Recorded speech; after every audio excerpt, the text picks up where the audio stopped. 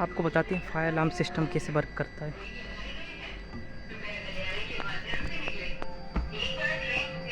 ये पैनल है fire alarm का, ये सप्लाई बॉक्स है। ये अभी हमने ऑपरेट कर दिया है स्मोक से। ये सेंसर लगे हुए रहते हैं।